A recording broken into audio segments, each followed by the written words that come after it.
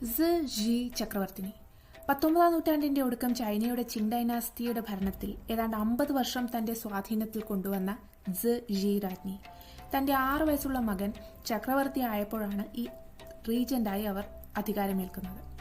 തന്ത്രശാലിയായ രാഷ്ട്രീയ നേതാവായിരുന്നു അവർ. പ്രായോഗികമായ നൂതന ആശയങ്ങളെ മാത്രമാണ് അവർ അനുകൂലിച്ചത്. ഇത് ഒരു തരത്തിൽ മാറ്റങ്ങളെ വളരെ താമസിപ്പിച്ചു എന്നും പറയാം. തായ്പേയിങ് റെബല്യൻ പോലുള്ള വിപ്ലവങ്ങളെ സർവശക്തിയും ഉപയോഗിച്ച് അടിച്ചമർത്തിയ ജി മകന്റെ മരണശേഷം 3-4 വയസ്സുള്ള മരുമകനെ ദത്തെടുത്ത് ഭരണമേൽപ്പിക്കുകയാണ്. അതും തന്റെ മരിച്ച മകന്റെ കോൺക്യുബൈനെയും അവരുടെ ഗർഭസ്ഥ ശിശുവിനെയും സംശയാസ്പദമായ സാഹചര്യത്തിൽ മരിച്ച നിലയിൽ കണ്ടെത്തിയതിന് ശേഷം. അങ്ങനെ ആ കുട്ടിക്ക് പ്രായപൂർത്തിയാകുന്നത് വരെ ജിയുടെ 2ാം റീജന്റ് ഭരണം. ശേഷം കുട്ടി ചക്രവർത്തിയാകുന്നു. ഈ കാലത്താണ് യൂറോപ്യൻ ശക്തികളുടെ കോളനിവൽക്കരണം മൂർധന്യാവസ്ഥയിലെത്തുന്നത്. ഒപ്പം ജപ്പാന്റെ മോഡേൺ യുദ്ധ സജ്ജീകരണങ്ങൾക്കൊക്കെ കിടപിടിക്കാനായി ചക്രവർത്തി ഒരു 100 ദിവസത്തെ പരിഷ്കരണ പ്ലാൻ കൊണ്ടുവരുന്നു. നമ്മുടെ രാഷ്ട്രീയക്കാരെ പോലെ അത് അത്രയ്ക്കങ്ങോട്ട് പിടിക്കാത്ത മന്ത്രിജനം അട്ടിമറിയിലൂടെ ജിയെ വീണ്ടും അധികാരത്തിൽ കൊണ്ടുവരുന്നു.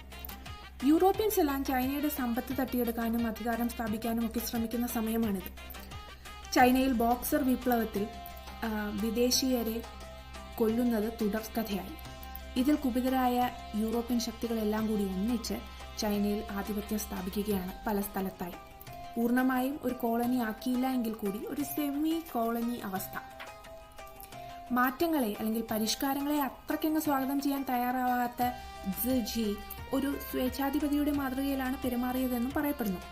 എന്തായാലും ലോകം ഓർത്തുവെക്കുന്നതിന് ഒരു പ്രധാന കാരണം എന്തെന്നാൽ പുരുഷാധിപത്യം വിരാജിച്ചിരുന്ന സമൂഹത്തിൽ ചക്രവർത്തി അല്ലാഞ്ഞിട്ടുകൂടി തന്റെ സ്വാധീനം അടയാളപ്പെടുത്താൻ കഴിഞ്ഞ സ്ത്രീ എന്ന നിലയിലാണ്.